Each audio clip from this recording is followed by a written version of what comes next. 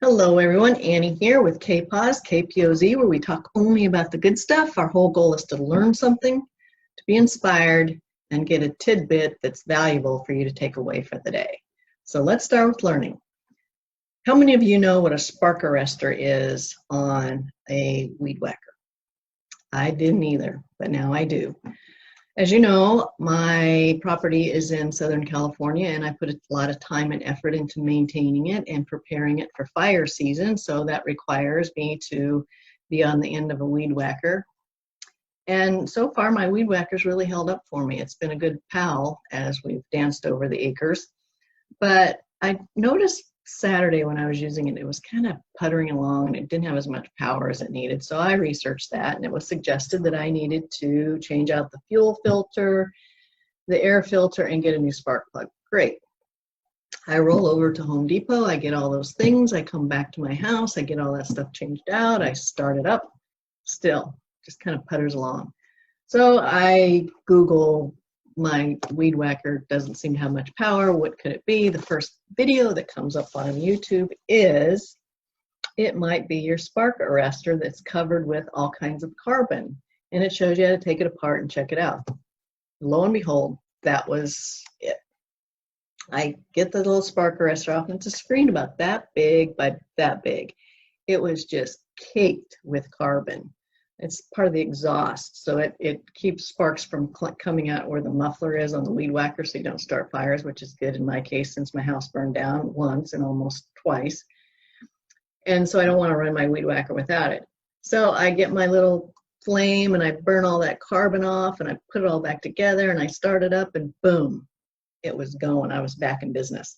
So the reason I share that story with you is I want you to stick with something. Be curious about things. Figure it out. Everything is figure outable.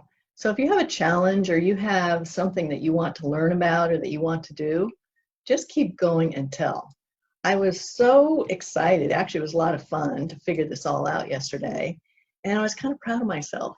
I just stuck with it until I finally came to the conclusion that I just needed to get my little spark arrestor cleaned out. So it was great fun.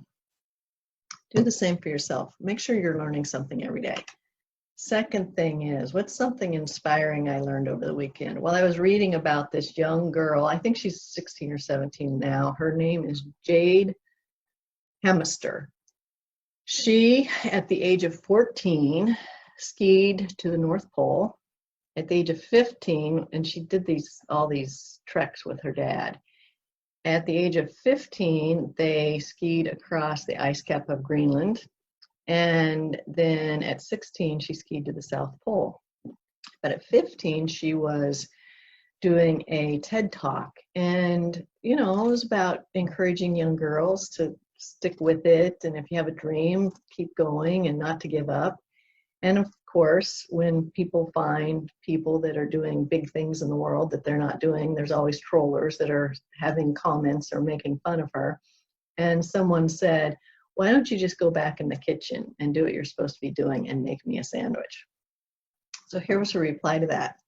When she skied to the South Pole at 16, she made a sandwich and she kept it with her and she skied it all the way to the South Pole. And she said to all of you who think I should be in the kitchen making you a sandwich, I did. All you have to do is ski to the South Pole and get it. And that quieted up her trollers pretty quickly. She's a sweet little girl. Go on YouTube, check her out. I'll put her name in the video notes today. I thought that was a pretty good story. And it was a very humble way to respond to people who were making fun of her and not giving her credit for being so industrious at such a young age. So I like that.